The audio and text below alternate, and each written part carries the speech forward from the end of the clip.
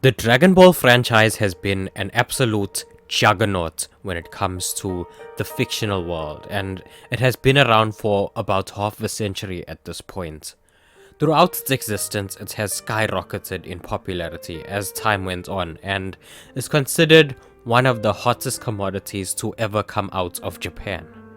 Dragon Ball Z had a massive impact on the Western world and was insanely popular and remains so to this day.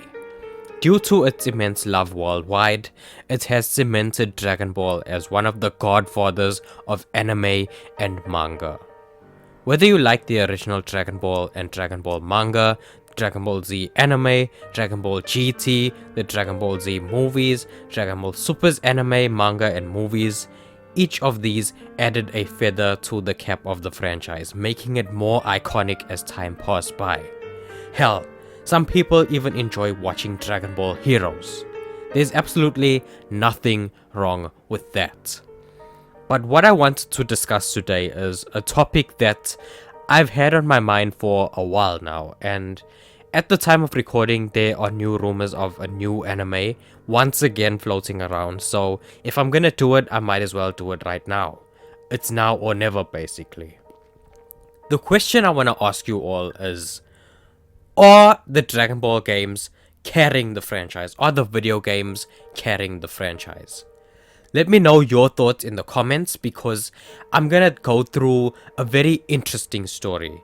But make sure to subscribe and like this video, by the way. It's a massive help to the channel, and I thank you all for your continued support.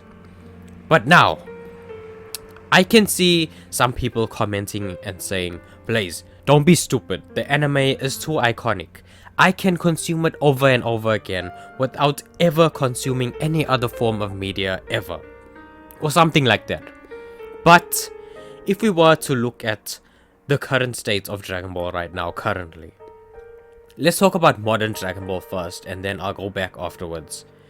Modern Dragon Ball for me is from 2013 onwards, 2013 onwards. You know, the release of the Battle of Gods movie, Dragon Ball Z Battle of Gods. During that time, we got Battle of Gods and Resurrection F. Then, in mid to late 2015, I think, we got Dragon Ball Super, the Dragon Ball Super anime. And Super ran until March of 2018. Then in late 2018, we got the Dragon Ball Super Broly movie, where they brought back Broly. Barring the manga and heroes, which majority of people don't care about, we got absolutely no new content until Dragon Ball Super Superhero, which came out in 2022. Nothing. Absolutely nothing. Nothing new from then. Nothing new from 2018 to 2022. Battle of Gods was 10 years ago. It came out 10 years ago. I feel so old. And during that period, we got a lot of new video games. Games like Xenoverse and Xenoverse 2 came along. And Xenoverse 2, bro. That game came out in like 2016 and is still getting constant DLC and updates to this day. It's absolutely insane how that game is getting milked. It's almost like that GTA 5 meme, you know? You know, like how GTA 5 has been milked. You know that meme with the cow and the milking and the skinny cow? Anyways. Then you get mobile games like Dragon Ball Z Dokkan. Now, Dokkan has been around for around the same time as Xenoverse, bro. And for a mobile game of that style to be going this long, that's just unheard of, unthinkable. And people still enjoy it. People still play it. Then you get Dragon Ball Legends. Dragon Ball Legends just celebrated its 5th anniversary recently. That game still has a lot more to give. There's a lot more in the tank for that game, in my opinion. If you're looking for a perfect Dragon Ball experience on your mobile device, you won't go wrong with Legends. I did do a video on my top 10 Dragon Ball games ever that you can check out on the screen in the top corner right now. And a lot of these videos, a lot of these games that I'm going to be discussing in today's video are games that are featured on that list. So be sure to check out that list.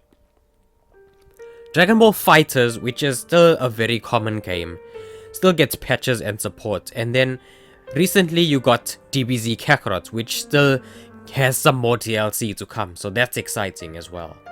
And then of course you get Dragon Ball The Breakers, but we don't really talk about that game, you know. But the point that I want to make is, what I appreciate about the modern games is that they aren't all the same. They cover different genres of games for different types of players. You know, if you want to focus more on your OCs and your custom characters, go play Xenoverse. And if you seek fast-paced, more 2D fighting, then go play FighterZ. You know, a traditional fighting game with Dragon Ball characters. Then RPG and open world elements are in Kakarot. Then you get a survival style of play in The Breakers. Character collecting is for Dokkan and Legends, and each of those games have their own unique style of play. There's just something for everyone there. So barring the 2 new movies that we got since then, after Dragon Ball Super ended in 2018, it's been like over 5 years now at this point. These games have kept the fandom alive, kept the community alive, kept them busy, satisfying their need for new Dragon Ball content before they flip out, you know? Maybe The Breakers wasn't marketed so well and it didn't land for everyone, but it had its audience. People still go hammers for Xenoverse 2 DLC, even though in some cases I think it might be very lazy.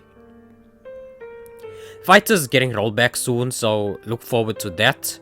Dokkan and Legends have their boom periods every year where some shiny new character arrives and people will just give all these companies their time and money and energy just for a chance to get them, and they will happily do so.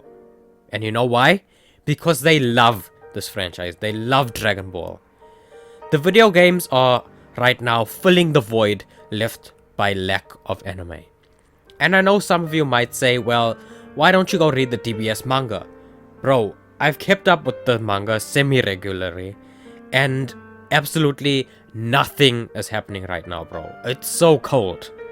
Outside of the games, Dragon Ball is cold. Ice cold.